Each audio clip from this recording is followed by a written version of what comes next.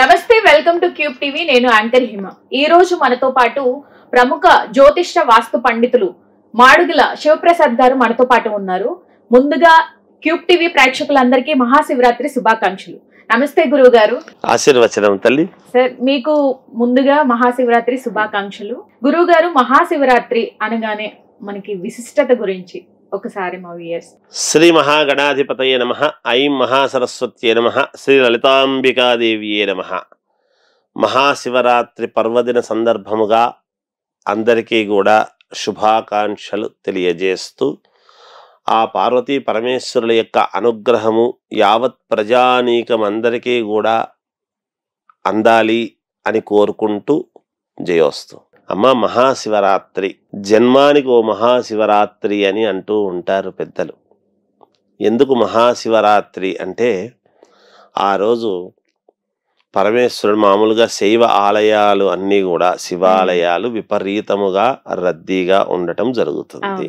అందరూ కూడా పార్వతీ పరమేశ్వరుల యొక్క దర్శన భాగ్యం కోసం వెళుతూ ఉంటారు.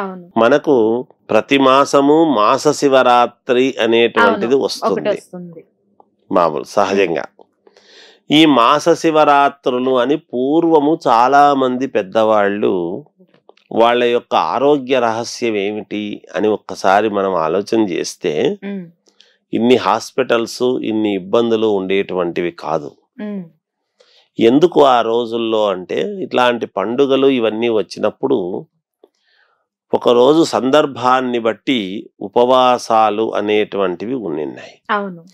ఉపవాసము అంటే అందరు ఏమనుకుంటారు అంటే ఏదో ఏది తినకుండా ఉండటం అనేటువంటిది ఉపవాసం అని అనుకుంటారు. కాదు, అల్పాహారముగా దాన్ని అడ్డము పెట్టుకొని ఇవాళ రోజు నేను సుష్టుగా భోజనము చేసేటువంటి వాడిని అల్పాహారముగా తీసుకోవాలి, తక్కువ తీసుకోవాలి అని తీసుకుని ప్రతి నెల ప్రతి మాస శివరాత్రికి కూడా ఇలా తక్కువగా తీసుకొని ఇలా స్వామిని సాయంకాలము పూట సేవ చేసుకోవటము, నిరంతరము స్వామిని మననము చేసుకోవటము కోసమని. అందుకనే పూర్వకాలములో పిల్లల పెళ్ళిళ్ళు మామూలుగా పేర్లు కూడా సాంబశివుడు, శివయ్య, శివనారాయణ, వెంకటేశు, వెంకటేశ్వర్లు ఇలా దేవుడి పేర్లు పెట్టి పిలిచేటువంటి వాళ్ళు. ఒకరెవరో ఆ మధ్య మరి తిట్టినప్పుడు దేవుడిని తిట్టినట్టు అవుతుంది కదా అని తిట్టడం అనేటువంటిది ఉండేది కాదు గతంలో. తప్పులు చేస్తే కూడా నాయన కొడుకునైనా కూడా తండ్రి ఒరేయ్ అని పిలిచేటువంటి ఇది లేదు. ఎందుకు ఒరే అని పిలిచేది లేదు అంటే ఆ పేరు పెట్టారనే ఒరే అని పిలిస్తే స్వామిని ఒరే అని పిలిచినట్టు అవుతుంది అనేటువంటి భావనతో అలా పిలవకుండా నాయన వెంకటేశు ఇది తప్పు కదా నాయన అని ఇలా చెప్పేటువంటి వాళ్ళు. ఆ మందలింపు అనేటువంటిది ఉండింది పూర్వం. తర్వాత చిత్ర విచిత్రమైనటువంటి పేర్లు ఎప్పుడైతే వచ్చాయో చిత్ర విచిత్రముగా ఒకరినొకరు తిట్టుకోవడాలు కొట్టుకోవడాలు తర్వాత వచ్చాయి. ఇవన్నీ మాస శివరాత్రులు ఇవన్నీ నిరంతరము ధ్యానము మననము చేసుకుంటూ ఒక్క మహాశివరాత్రి అని వస్తుంది ఇప్పుడు. ఈ మహాశివరాత్రి నాడు మనము పాటించాల్సినటువంటిది ఏమిటంటే ఉదయాన్నే తలస్నానము చేయటము, స్వామినే మననము చేసుకుంటూ మనము దేవాలయాలకు వెళ్ళి అభిషేకాలు అవి చేసుకొని పాల్గొనటము, ఆ అభిషేక జలము నెత్తిన చల్లుకొని పునీతులము కావటము, అభిషేకం చేసిన తర్వాత ఆ తీర్థము తీసుకోవటము, తద్వారా లోపల ఏదైనా ఇబ్బందులు ఉంటే ఆ తీర్థము ద్వారా తీర్థ జలము ద్వారా మనము పవిత్రులు కావటము, ఇవన్నీ కూడా జరుగుతూ ఉంటాయి. అభిషేకం అన్నారు, అభిషేకానికి ఎలాంటి ద్రవ్యాలు ఉపయోగించాలి? మామూలుగా అమ్మ పాలు, పెరుగు, తేనె, నెయ్యి, చక్కెర ఇవి పంచామృతాలు అని చెప్తాం మనం. చెప్పిన తర్వాత ఇంకా కొన్ని పళ్ళ రసాలు తీసుకువెళతారు స్వామికి అభిషేకానికి. అలాగే చెరుకు రసంతో చేయడము విశేషము. విభూతితో అభిషేకము చేయటం అనేటువంటిది కూడా ఇప్పుడు ఉజ్జయిని కాళేశ్వరుడి దగ్గర విభూతితోనే భస్మముతోనే జరుగుతుంది. భస్మముతో ఎందుకు అంటే భగవంతుణ్ణి స్మరించడం భస్మం అని మనం విభూతి ధారణ అనేటువంటిది పెట్టుకుంటాం. అందుకనే మనకు సాంప్రదాయాల మీద పాటించాలి అనేటువంటిది సాంప్రదాయాల గురించి అన్ని వింటాం చేస్తాము కానీ ఎందుకో విభూతి పెట్టుకోవడము ప్రతి మానవుడు చేయాల్సిన పని చేయడం, మనం అవమానంగా ఫీల్ కావటం చేయడం జరుగుతుంది. విభూతి ధారణ అనేటువంటిది ఉంటుంది. గంధము గాని విభూతి గాని పెట్టుకోవాలి. మామూలుగా ప్రతి వాళ్ళు విభూతి భస్మాన్ని ధరిస్తారు. భస్మాన్ని ధరిస్తే ముఖానికి ఏమవుతుంది అంటే నిజానికి నెగటివిటీ అనేటువంటిది మనకు రాదు, మనకు దృష్టి దోషం అనేటువంటిది కలగదు. మన లలాట లిఖితం ఎప్పుడూ కూడా మన నుసట మీద ఎప్పుడైతే విభూతి ఉందో మనకు అంతా మేలు జరగడమే ఉంటుంది కాక. అందుకని అలా ప్రతి వాళ్ళు కూడా విభూతి పెట్టుకోవచ్చు అని చెప్పాడు. భస్మముతో అభిషేకం చేయటం అనేటువంటిది జరుగుతుంది. అలాగే కొన్ని కొన్ని సందర్భాలలో అన్నాభిషేకం జరుగుతుంది. అన్నముతో అభిషేకం పరమేశ్వరుడికి అది చాలా పరమ ఉన్నతోన్నతమైనటువంటి ప్రక్రియ. అది అన్నముతో అభిషేకం చేయటము పరమేశ్వరుడికి అని. అలా చేసిన తర్వాత అందరికీ అన్న ప్రసాదం పంచడం జరుగుతుంది. అట్లా ఒక ఇది అందుకని శివుడి ఆజ్ఞ లేనిదే చీమైనా పుట్టదు అని. మనకు అభిషేకం చేస్తూ ఉన్నప్పుడు శివాలయానికి మనం కొన్ని తీసుకెళ్తాం. నిజానికి శివుడి దగ్గరికి వెళ్ళటంలో ఆంతర్యం ఏమిటి అంటే మనము అభిషేకం చేస్తాం. ఎక్కడా స్వామికి విగ్రహానికి అభిషేకం ఉండదు, లింగాకారమే. పానమట్టము అమ్మవారు, పైన లింగము పరమేశ్వరుడు, రెండూ కలిస్తేనే శివలింగం అవుతున్నది.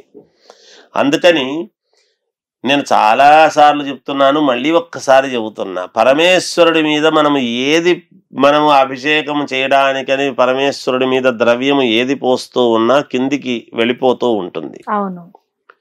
ఆ కిందికి వెళుతూ ఉన్నప్పుడు మనం అర్థం చేసుకోవాల్సింది ఏమిటి అంటే మనము సంపాదించేటువంటిది ఏది కూడా మనది కాదు. మనకు అది కావాలా, ఇన్ని ఇళ్ళు ఉండాలా, ఇన్ని కార్లు ఉండాలా, ఇన్ని వేల ఎకరాలు ఉండాలా అని పెట్టుకున్నది ఏది నీది కాదు. ఇలా జారిపోతూనే ఉంటుంది. నీవు చేసేటువంటి కర్మ ఫలితం ఏదైతే ఉందో అది మాత్రమే నీతో వస్తుంది. తెలియజెప్పడం కోసమే. అందుకే పరమేశ్వరుడి యొక్క అనుగ్రహము సకలైశ్వర్య ప్రదాత పరమేశ్వరుడు అని. అలా ఏది పోసినా అలా కిందికి వెళ్ళిపోవడమే ఉంటుంది. ఏది నిలబడేది నీది అనేది తెలుసుకోవాలి. జ్ఞానము వలన కైవల్యం అన్నాడు. అందుకనే నువ్వు ఆ జ్ఞానాన్ని ఎప్పుడైతే పొందుతున్నావో అది. అందుకని పరమేశ్వరుడు దగ్గర ఈశ్వర దేవాలయానికి ఒక బుట్టనో ఇంకొకటో పట్టుకుని వెళితే ఏది మళ్ళీ మనకు కావాలా, ఇది ఉండాలా, రేపు తెచ్చుకోవడానికి ఉండాలని ఎనికి తెచ్చుకోరాదు. అవును, శివాలయంకి వెళ్తే తీసుకుని వెళ్ళకూడదు అంటారు. ఏది అది అక్కడే వదిలేసేయాలి. అది మళ్ళీ ఎనికి తెచ్చుకోకూడదు. ఇంకా ఎనికి తెచ్చుకుంటున్నాము అంటే నీకు ఏదో వ్యామోహము ఉంది దాని మీద అనేది అర్థమవుతున్నది. అలాగంటే మరి ఒక తల్లి కొడుకును పట్టుకుని వెళుతూ ఉంది కదా, మరి కొడుకును ఎనికి పిలుచుకొచ్చుకోవాలి కదా అంటే కొడుకు జ్ఞానోదయం చేసి పిలుచుకొచ్చుకోవచ్చు. ఏది వదిలేయాలనో అది వదిలేయాలి. కొన్ని వాటి మీద మమకారాలు అనేటువంటివి, ఈ బ్యాగ్ కావాలి, వదులుకోగలిగినటువంటివి వదులుకోవాలి. కాశీకి పోతే నేను ఈ పండు వదిలిపెట్టాను, నాకు ఇష్టమైండేది, నీకు ఇష్టమైంది ఏదో ఒకటి వదిలిపెట్టాలి అంటే ఇలా వస్తువులు వదిలిపెట్టడం అని కాదు చెప్పింది అక్కడ. నీకున్నటువంటి ఆశలు ఏవైతే ఉన్నాయో ఆ ఆశలు నాకేమీ వద్దు స్వామిని వదలాల్సినటువంటిది గంగలో. ఇంకా మనకు ఆశలు అవి ఆశలు లేకుండా ఎవరుంటారని అనుకోవచ్చు. కానీ మనం ఎంత అడిగినా ఎంత చేసినా మనము చేసినటువంటి దాన్ని బట్టి, మనము నడుస్తూ ఉండేటువంటి నడవడికను బట్టి, మన మనస్సులో పక్కవాడికి ఏం తెలుసులే, నా భార్యకు కూడా తెలియదు కదా నేను అనుకుంటున్నటువంటి మాట అని మనం అనుకోవచ్చు. కానీ భగవంతుడికి తెలుసు మనం ఏమనుకుంటున్నాము అని. మన మనస్సు ఏమిటి అనేది భగవంతుడికి తెలుసు. ఆ మనస్సులో చిత్తశుద్ధి అనేటువంటిది ఏదైతే ఉంటే భగవంతుడు మనకు ఏది ఇవ్వాలనో అది ఇస్తాడు. మనం ఎంత అడిగినా ఇవ్వడు. నేను ఇంత చేస్తున్నాను, ఇన్ని పూజలు చేశాను, నాకు ఇవ్వలేదు అని అనుకుంటూ ఉంటారు. నువ్వు ఎన్ని పూజలు దేనికోసం చేసావు, ఒకటి కావాలి అని చేస్తున్నావు. ఏది నాకు వద్దు అనుకొని చెయ్యి. అదే కృష్ణుడు గీతలో చెప్పిండేది. కర్మలు చేసేదానికి నీకు అధికారం ఉన్నది గాని కర్మ ఫలితాన్ని ఆచరించే కోరేటువంటి అధికారం నీకు లేదు. అది ఆచరించు. కర్మలు చేయడానికి అధికారం నీకు ఉంది. కానీ కర్మ ఫలితాన్ని ఆశించకూడదు. మరి ఆశించినప్పుడు ఏ లాభం లేకుండా నేను ఎందుకు చెయ్యాలి అంటే చేయకుండా ఉండరాదు నువ్వు పుట్టినందుకు. నీకు భగవంతుడు ఇచ్చిన జన్మ అంటే ఆ మాట అంటే తల్లిదండ్రులు కదా జన్మిచ్చినారు, భగవంతుడు కాదు కదా. ఈ శరీరంలో ఎన్నో విలువైనటువంటి ఒక పార్ట్స్ ఉన్నాయి. ఇవాళ ఒక పార్టు ఇన్ని లక్షలు అని బయట చెబుతున్నారు అంటే అన్ని లక్షలు పార్ట్లు శరీరంలో ఉన్నాయి. ఒక కన్న తల్లి మనల్ని కంటూ ఉంది అంటే ఆ మహాతల్లికి నమస్కారం పెట్టాలి కదా. ఆ తల్లి గొప్పతనం కదా. ఇంతింత ధాన్యపు పంట మనము శరీరాలు ఇంతింత పెట్టి మన ముందు బాడీ బిల్డర్లను పెట్టుకుంటున్నాం అంటే వాళ్ళకంతా ఎక్కడి నుంచి వచ్చింది ఆ పరిపుష్టి అంటే తినేటువంటి ఆహారం. ఆ ఆహారాన్ని మనకి ఇస్తూ ఉండేటువంటి భూమాతకు మనం రుణపడి ఉన్నాము కదా. మనం గొప్పతనంగా చూసుకోవాలి కదా. మరి దైవం లేనిది ఇవన్నీ ఉన్నాయా? దైవం లేనిది ఇవన్నీ లేవు కదా. అందుకని ఈ మహాశివరాత్రి నాడు అందరూ కూడా వెళ్ళి స్వామివారి యొక్క కృపకు పాత్రలు కావాలి, అమ్మవారి అనుగ్రహం పొందాలి. ఆది దంపతులు అని పేరు వాళ్లకు, పార్వతీ పరమేశ్వరులకు. అందుకే పార్వతీ పరమేశ్వరులు పార్వతీదేవి అమ్మవారు కాబట్టి ఆమె పైన మణిద్వీపము అనేటువంటి చోట నివాసిని అయి ఉంది కాబట్టి పరమేశ్వరుడు ఏది నాకు కావాలి అని అనుకోకుండా ఆయన ఒక దిగంబరుడుగా మామూలుగా తోలు మాత్రమే కట్టుకుని మామూలుగా ఈ ఏనుగు తోలు కట్టుకుని అలా వాసన వస్తూ ఉంటాడు అని అంటే వాసన ఎందుకు వస్తుంది అంటే వాసనను నువ్వు కాదుకూడదు అనుకోవడానికి లేదు. అందుకే పుడుతూ ఉన్నప్పుడు తన మలమూత్రములలో తానే తొర్లాడుతూ మళ్ళీ బయటకు వచ్చిన తర్వాత ఈ వ్యవస్థలో ఉండేటువంటి మలమూత్రాలతో నువ్వు కొట్టుమిట్టాడుతున్నావు. ఈ వ్యవస్థను అలా చూడకు. నువ్వుగా గుర్తించడానికి పరమేశ్వరుడికి పూజ చేసుకోవాలి. అందుకే ఈశ్వరుడి యొక్క అభిషేకము పరమేశ్వరుడికి చేస్తున్నామంటే రుద్ర నమక చమకాలతో మనం ఎప్పుడైతే భగవంతుడికి చేస్తున్నామో భగవంతుడి దగ్గర పరమేశ్వరుడి దగ్గర చేసేటువంటి వాళ్లకు జ్ఞానము అనేటువంటిది చాలా ఇదిగా ఉంటుంది. అందరికీ జ్ఞానోదయం అవుతుంది. చేసుకునేటువంటి వాళ్లకు, చేయించే వాళ్లకు, చేసుకొని తరించేటువంటి వాళ్లకు జ్ఞానం అనేటువంటిది రావాలి అందరికీ కూడా. అంటే ఇప్పుడు జ్ఞానం లేకుండా ఉన్నామా అంటే ఈ జ్ఞానము కాదు, నిజంగా ఏమి జ్ఞానం కావాలనో ఆ జ్ఞానాన్ని కోరుకోవడానికి మనం పరమేశ్వరుడికి పూజ చేసుకోవాలి. ఇంకా నాకు 10 ఇండ్లు కావాలి స్వామి అని పరమేశ్వరుడికి మొక్కితే లాభం లేదు. ఈ ఉన్నంత కాలము ఈ దేహాన్ని నీకు నోరు ఇప్పుడు చేతులారంగ శివుని పూజింతుడేమి, నోరు నవ్వంగ హరికీర్తి నుడవడేమి అన్నాడు. ఈ చేతులు నొచ్చేంత వరకు నేను నీకు అభిషేకం చేస్తూ ఉంటాను అనేటువంటి చేసేటువంటి మార్గం ఈ తండ్రి. నా శరీరములో ప్రాణం ఉన్నంత వరకు ఒక చెంబు నీళ్లు నీ యొక్క లింగము మీద పోసేదానికి అనుమతి తండ్రి అని నమస్కారం చేసుకోవాల్సింది ఒకటి. ఈ నోటితో మాట్లాడుతూ ఉండేంత వరకు, నాకు వాక్కు ఉన్నంత వరకు నేను హరినామస్మరణ చేసేటువంటి భాగ్యము కలిగించు తండ్రి అని 2 తప్ప ఇంకోటి కోరుకోవలసినటువంటి అవసరము ఉండొద్దు అనేటువంటిది తెలియజేస్తూ ఉన్నాను. గురువు గారు, నార్మల్ గా మనము ఏది కోరుకున్నా సరే ఆ బోలా శంకరుడు కనికరం అనేది ఉంటుంది. సో ఈ పర్వదినం, మహాశివరాత్రి పర్వదినంలో మనం పాటించాల్సిన నియమాలు ఏంటి? అలాగే ఉపాసన అనేది అంటే ఉపవాసం అనేది ఇంట్లో చేయొచ్చా, లేదు అంటే ఆలయంలోనే చెయ్యాలా? ఇప్పుడు ఉపవాసము అనేటువంటిది ఎక్కడైనా చేయొచ్చు. భగవంతుడు సర్వాంతర్యామి, అందరి మనుషుల్లోనూ ఉంటాడు. తల్లి నీలో నేను ఉన్నతత్వముగా చూస్తున్నాను అంటే నీలోను భగవంతుడు ఉన్నాడు, అమ్మవారు ఉన్నది, నాలోను దేవుడు ఉన్నాడు అనుకోవాలి. అయితే ఎప్పుడైనా కూడా ఇప్పుడు నాకెవరు స్నానం చేసి, నేను చిన్నతనంలో తల్లి చేసి ఇచ్చింది, ఇప్పుడు నాకు నేనే స్నానం చేసి నాకు నేనే ఇది చేసుకుంటూ ఉన్నాను కదా. అలాగే నేను భగవంతుడికి అర్చిస్తున్నప్పుడు కూడా మనము నేనే చేసుకుంటున్నాను అనేటువంటి భావనతో భగవంతుడికి ఎప్పుడైతే మనం అన్ని ఉపచారాలు మనము అందంగా ఉండాలని అనుకుంటామో అట్లనే భగవంతుడికి అన్ని చేసుకుంటామో ఖచ్చితంగా భగవంతుడు తప్పకుండా మనకు మేలు చేస్తాడు. ఒకటి, ఏమైనా మనకు ఈ ఉన్నటువంటి కొన్ని ఆధునికమైనటువంటి ప్రపంచంలో కొన్ని కష్టాలు ఉన్నాయి గురువు గారు, నాకు ఏమో ఈ కష్టాలు తీరడం లేదు, ఇవి ఎప్పుడు తీరుతాయో ఏమో, కొన్ని బాధలు ఉన్నాయి అని అనుకునేటువంటి వాళ్లకు పరమేశ్వరుడి యొక్క అనుగ్రహము పరిపూర్ణముగా పొందాలి, మేలు జరగాలి అని అనుకుంటే 1.25 కిలో బియ్యము దానము చేయటం ఆనాడు చాలా మంచిది. మహాశివరాత్రి నాడు మీ శక్తి కొద్దీ 1.25 కిలో ఎప్పుడైతే ఒక దానం అనేటువంటిది చేస్తారో బియ్యము, చంద్రుడికి చాలా ప్రాధాన్యత కలిగినటువంటిది. చంద్రుడు చంద్రమౌళీశ్వరుడు కాబట్టి, చంద్రుడిని నెత్తిన పెట్టుకున్నటువంటి పరమేశ్వరుడు కాబట్టి అందుకు పరమేశ్వరుడికి కూడా ప్రీతికరమే. అందుకని బియ్యం అలా దానం చేస్తే మేలు జరుగుతుంది అనేటువంటిది ఒకటి నేను చెప్పగలుగుతాను తల్లి. నియమాలేంటి గురువు గారు మహాశివరాత్రి రోజు? ఏమీ లేవమ్మా, తలస్నానం చేయటము, నిత్యము స్వామిని స్మరణ చేస్తూ ఉండటం, ఇంతకు మించిన నియమం ఏముంటుంది తల్లి?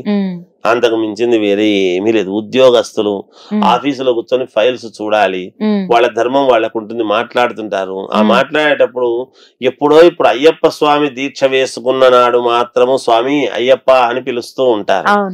అలా కాదు, ఈ పరమేశ్వరుడి యొక్క దినం ఈ రోజు మామూలుగా చెప్పాలంటే ఓం నమ శివాయ, శివ పరమేశ్వర అనుకుంటూ నిరంతరము స్వామిని ఒక్కసారి అట్లా పిలుచుకుంటూ చేసుకుంటూ పనులు చేసుకున్నాం అనుకోండి, అంతకు మించినటువంటి పుణ్యం ఇంకొకట్లేదమ్మా. ఎవరేమి పెద్దగా ఏదో డబ్బులు ఖర్చు పెట్టి ఏదేదో చెయ్యాలి అనేటువంటిది ఏమీ లేదు. స్మరణ మాత్రేన పుణ్యం లభ్యతే, తప్పకుండా పుణ్యం లభిస్తుంది గాక. శివరాత్రి అంటే జాగరణ. సో జాగరణ గురించి చెప్పండి గురుగారు, ఆ టైంలో తీసుకోవాల్సిన జాగ్రత్తలు. జాగరణ చేయటం అనేటువంటిది కూడా అమ్మ, మహాశివరాత్రి అంటే జాగారం ఎందుకు చెయ్యాలి అని అంటున్నా అంటే భక్తి పాటలతో స్వామిని నిరంతరము స్మరిస్తూ ఉండటం కోసం జాగారం అని చెప్పాను. ఈ జాగరణ చేయడం కూడా నేను క్యాలం బోర్డు ఆడుతూ జాగరణం చేశాను, ఇంకేదో చేస్తూ టీవీ చూస్తూ జాగరణ చేశాను అంటే కుదరదు. జాగరణ ఎందుకు పెట్టారు అంటే మహాశివరాత్రి సందర్భముగా తెల్లవారు జాము అనేటువంటిది ఉంటుంది. మామూలుగా ఇప్పుడు ఉదయం నుంచి సాయంకాలము రాత్రి వరకు అభిషేకాలు తెల్లవార్లు జరుగుతూనే ఉంటాయి. ఆ జరుగుతూ ఉన్నప్పుడు రాత్రి ఈ జాము సమయము వరకు జరిగి మరుసటి రోజు పొద్దున వరకు జరిగి అప్పుడు మహామంగళారతులు ఇచ్చేసి ఇంటికి పోండి అని చెప్తారు. శివరాత్రి అనేటువంటి రాత్రి శబ్దము మనకు రాత్రి శబ్దం ఎందుకు వచ్చిందంటే రాత్రిపూట చేసుకునేటువంటి ఈ కార్యక్రమం అంతా తెల్లవారితే వెలుగు అంటే మన జీవితాల్లో వెలుగు నింపడానికే భగవంతుడు చెప్పినటువంటి మార్గము ఈ రాత్రి అనేటువంటి. మనం రాత్రిపూటే కదా మనం తిని పడుకుంటున్నాం అందరం కూడా మామూలుగా. ఇప్పుడు గణపతి నవరాత్రులను రాత్రి శబ్దం, దేవి శరన్నవరాత్రోత్సవాలను రాత్రి శబ్దం, మహాశివరాత్రిని రాత్రి శబ్దం, ఇలా రాత్రి శబ్దాలే ఎక్కువ. ఎందుకు అంటే సాయంకాలాన్ని 6:30 దాటితే రాత్రి శబ్దం కిందికి పెట్టారు. అందుకని సాయంకాలము మామూలుగా ఇప్పుడు మనకు తథాస్తు దేవతలు వీళ్ళందరూ కూడా మనల్ని ఏది చేసినా తథాస్తు అని దీవించేటువంటి సమయము కాబట్టి రాత్రి శబ్దము రాత్రిపూట మనం స్మరణ ఎంత ఎక్కువగా చేస్తే అంత మనకు శీఘ్ర ఫలితాలు వస్తాయి అని. మరి పగలెందుకు చేస్తున్నాము గురువు గారు అని అనుకోవచ్చు. అంటే రాత్రి పడుకొని మామూలు జీవితాల్లో రెగ్యులర్ గా పడుకొని ఉదయాన్నే లేచిన వెంటనే దైవస్మరణ అనేటువంటిది అవసరం. ఉదయం తీర్థం తీసుకున్న తర్వాత మన కాలకృత్యాలు నెరవేరుతాయి. మన కాలకృత్యాలు అన్నీ అయిన తర్వాత తీర్థం తీసుకున్న తర్వాత మన జీవన విధానంలోకి ఆఫీసుకు పోవడము, లేకపోతే మన వ్యాపారాలు చేసుకోవటము, ఉద్యోగాలకు పోవడం, ఇవన్నీ జరుగుతాయి. ముందు ఉదయాన్నే భగవంతుడి స్మరణ అనేటువంటిది ఆ రోజు అంతా కూడా మనకు మేలు జరగాలి అనేటువంటిది చేసుకోవటం. ఈ రోజు మనము పడుకుంటున్నాము, ఉదయానికి లేవచ్చు లేవకపోవచ్చు. లేవాలి అంటే ప్రతిరోజు కూడా మనకు భగవంతుడి యొక్క అనుగ్రహం ఉంటేనే లేవగలుగుతాం. అందుకనే దినదిన గండం 100 ఆయుష్ అనేటువంటి పదం. ప్రతి దినము గండమే, 1000 గండాలు దాడతాడు ప్రతిరోజు కూడా మానవుడు అని ఉన్నది శాస్త్రములో. రోజుకు 1000 గండాలు ఉంటాయంటే మన చుట్టూ మనం ఎక్కడున్నామో మనం ఆలోచన చేసుకోవాలి. అందువలన ఈ చుట్టూ నిరంతరము ఉంటాము కాబట్టి నిరంతరము స్మరణ చేయడము, దైవ స్మరణ చేసుకుంటూ ఉంటే మన దరిదాపులకు ఏవి రావు. అలాగని మరి దేవాలయంలో నిత్యము పూజలు చేసేటువంటి పూజారులు ఇది కాకుండా ఉన్నారా అంటే అవుతారు. ప్రాణం అనేటువంటిది ఒకటి పుట్టుక అనేది ఉంది అంటే ఏదో ఒక రోజు లయం కావాలి అనేటువంటిది ఉన్నది. అందుకే బతికినంత వరకు శివం అనేటువంటిది ముడితో ముడుచుకొని ఉండేటువంటి ఇదిలాగా ఈ ముడి సి అనేటువంటిది శివం, శివనామ స్మరణ చెయ్యి. వాడు ఒక్క స్మరణ ఎప్పుడైతే చేయలేడు అంటాడో వాడు శవం అయిపోతాడు, తలకట్టు పైకి లేస్తుంది. ఈ ముడి శబ్దము ముడి విప్పినట్టు, ప్రాణము యొక్క ముడి విప్పేసినాడు భగవంతుడు, అది శవం అవుతుంది అని చెప్పాడు. నీలో జీవము ఉంది అంటే శివం ముడుచుకొని ఉన్నావు అంటే శివుణ్ణి స్మరిస్తున్నావు అంటే ప్రాణం ఉన్నట్టు లెక్క. అది లేదు అంటే శవముగా మారుతుంది. అదే శివం శవం, ఇంతకు మించింది ఏమీ లేదు తల్లి. చాలా బాగా చెప్పారు గురువు గారు. అండ్ మనకి శివరాత్రి రోజు నార్మల్ గా నైవేద్యం ఎలాంటి నైవేద్యాలు పెట్టాలి? మహాశివరాత్రి రోజు మనం ఉపవాసం ఉంటాము కాబట్టి ఎలాంటి మామూలుగా బేడలు నానబోసి పెట్టినటువంటివి ఇట్లాంటివే పెడతారు, పళ్ళు ఫలాలే పెడతారు, పాలు పళ్ళు ఫలము ఇలాంటివే పెడతారు తప్ప నివేదన వండి చేసినటువంటి నివేదనలు పెట్టేటువంటి అవకాశము ఉండదు మహాశివరాత్రి రోజు. ఆ రోజు అలాంటివి ఏమి చేసేదానికి ఉండదు. ఎందుకంటే ఉపవాసం నేను ఇందాక మామూలు చెప్తున్నాం మనం, ఎందుకంటే ఆ వాసన పీల్చినా చేసినా మనకు అపవిత్రముగానే భావిస్తాం. అందుకని ఏకాదశి అని అంటే కూడా ఏకాదశులు వస్తే కూడా అన్ని ఏకాదశులు పాటిస్తారు. ఏకాదశి పాటించే వాళ్ళు ఏకాదశికి ఇంట్లో పొయ్యి వెలిగించరు. ఆ వెలిగిస్తున్నప్పుడు అబ్బా సాంబార్ వాసన వచ్చింది, ఇంకో వాసన వచ్చింది అంటే అయిపోయి వీడు తిన్నట్టే లెక్క. వాసన పీలిస్తే తిన్నట్టే, అంతే. అలాగని నేను ధార్మికత్వంగా ఇది చేద్దాం అనుకున్నాను, నేను ఆ గుడి కట్టిద్దాం అనుకుంటే అనుకున్నట్టే కదా అని అనుకోవచ్చు. అలా రాదు. మళ్ళీ ఎందుకు రాదు అనేటువంటి లాజిక్ వస్తుంది. అంటే అనుకున్నావు గాని చేసేటువంటి యోగ్యత ఉండి నువ్వు చేయకపోవడం తప్పు. డబ్బులుండి నేను చెయ్యాలనుకున్నానులే అంటే నీ తప్పు. డబ్బులు లేనివాడు అనుకున్నాడు అనుకో నాకు వస్తే చేస్తాను, అది తప్పు కాదు. వాడు వస్తే చేసి ఉండేవాడే, వాడికి ఎప్పటి నుంచో చేయాలని ఉంది మనస్సు అని. ఇలా అనుకొని జీవితాన్ని ఇది చేసుకున్నటువంటి వాళ్ళే మళ్ళీ జన్మలో పుట్టి వాడు చేసేటువంటి అధికారము కొంత వచ్చి వాడు చేస్తాడు. అంటే ఏ జన్మలో చేసుకున్నటువంటి పుణ్యమో నేను ఈ జన్మలో ఈ దేవాలయం కట్టించగలిగినాను, నేను పాత్రుని కాగలిగినాను దీంట్లో అని వాడు సంతోషిస్తాడు. వాడు ఎప్పటి నుంచో ఎన్నేళ్ల నుంచో అనుకుంటుంటాడు. గత జన్మలో అనుకున్నటువంటి వాడు ఈ జన్మలో పూర్తి చేసుకుంటాడు. అందుకనే మనం అనుభవించేటువంటి పాపాలు కూడా కొన్ని ఉన్నాయంటే గత జన్మలో చేసుకున్నటువంటి పాపాలు ఈ జన్మలో అనుభవిస్తూ ఉంటాం. గురుగారు, మనం పంచాక్షరి మంత్రం నార్మల్ గా మనం కొంతమందికి నోరు తిరగ కానీ మంత్రాలు తెలియక కానీ అసలు మహాశివరాత్రి రోజు ఒక చిన్న మంత్రంతో శివుణ్ణి మనం చేసుకోవాలి అంటే ఎలాంటి మంత్రం ఉచ్చరించాలి? మీరే చెప్పారు కదమ్మా, శివ పంచాక్షరి అండి. ఓం నమ శివాయ, ఇది ఏమి చాలా సులభమైనటువంటి ఇది మంత్రం. ఓం నమ శివాయ అనేటువంటిది మించినటువంటి మంత్రం ఇంకొకటి లేదు. అవును, చాలా మందికి శివ అనే అర్థం కూడా తెలియదు. చాలా మందికి శివ అనే ఆ మంత్రానికి అర్థం చెప్పండి. అయ్యో, శివ అంటే ఏమిటంటే దాంట్లోనే ఉన్నది సర్వము, సకలైశ్వర్యము అందులోనే ఉన్నది. ఇప్పుడు మనము చెప్తూ ఇప్పుడు ఈ ఓం నమ శివాయ దీంట్లోనే మేము మామూలుగా మంత్రాల్లో చెబుతున్నప్పుడు ఓంకారాయ నమో నమః అని, తర్వాత నకారాయ నమో నమః అని ఇలా అన్ని చెప్పుకుంటూ వస్తాం అనమాట. మకారాయ, శికారాయ, వకారాయ, యకారాయ నమో నమః అని చెప్పుకుంటూ వస్తాం. దీనికి అంతా ఒక ఇది ఉన్నది.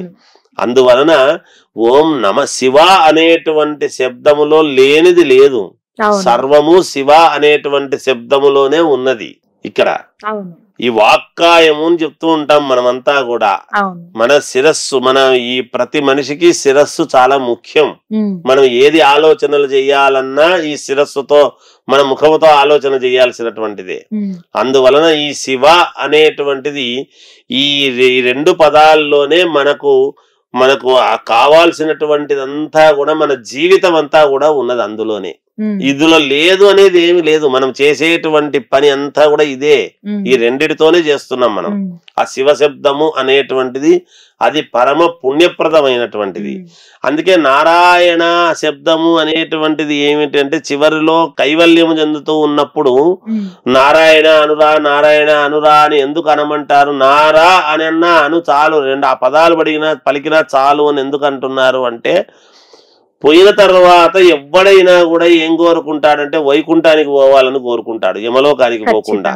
అందువలన నారాయణ అని ఎందుకు? సకల భోగాలు ఉంటాయి కాబట్టి. ఏ తప్పు చెయ్యకుండా బ్రతికి ఉన్నంత కాలము తప్పులు చేయకుండా బతకడానికి శివుణ్ణి ఆరాధించాలి అని శివ అంటే. ఎందుకు అంటే ఆయన నిరాడంబరముగా ఉన్నాడు. ఏదీ నాకు వద్దు అని అనుకొని జీవించేటువంటి వాడిని ఆదర్శముగా తీసుకొని ఈ శివశబ్దములో ఉండాలి. నేను ఇందాకే చెప్పా, ఏ కోరికలు లేకుండా మనము ఉండడం అనేటువంటిది అవసరము. అలా ఉండగలిగితే వాళ్ళు ఖచ్చితంగా మోక్షానికి. అందుకనే కదా ఇవాళ అఘోరాలని వాళ్ళ చుట్టూ వీళ్ళ చుట్టూ విచిత్రంగా నాగసాధువులోని వీళ్ళు విచిత్రంగా చూస్తుంటారు. వాళ్ళకి మనం ఎంతమందిని చూస్తున్నాము, ఏం చేస్తున్నాం అనేది ఏం వాళ్ళకి తెలీదు. వాళ్ళు నిజంగా శివుడే మేమే శివుడు అన్నట్టుగా వాళ్ళు జీవనం గడుపుతుంటారు. అందుకే వాళ్ళకి చేతగాందంటూ ఏం లేదు, వాళ్ళకి ఈ భోగాలతో అవసరం లేదు. వాళ్ళకు 10 లక్షలు సూట్ కేసు నేను ఇస్తాను తీసుకో అంటే నాకెందుకు దాంతో ఏం పని అంటాడు. వాళ్ళకి ఏం కావాలా? వాళ్ళకి ఏం కావాలి?